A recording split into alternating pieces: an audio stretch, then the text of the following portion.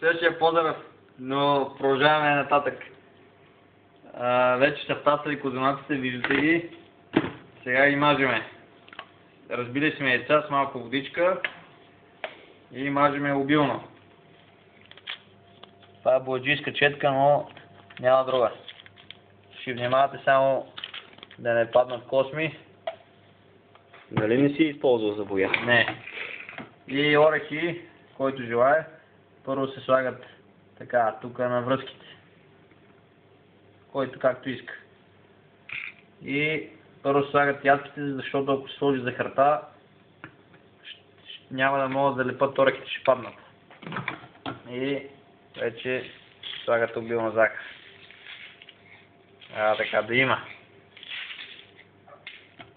И вече тук отгоре по принцип могат да сложат и други ядки, но който каквото има.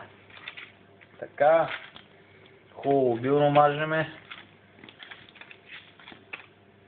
И същата работа. Тук мога да ги подредите зигзаг. Така, така. Много хубаво там, където са свивките, за да може да не се боде тестото да спада. Ето така. И отново захар.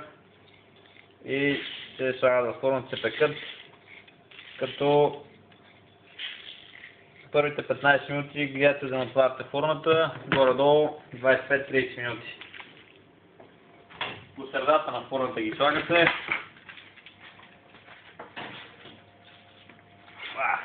Чакай, такива шестите ме объркали. Така, на долното. Так. Така. Оп.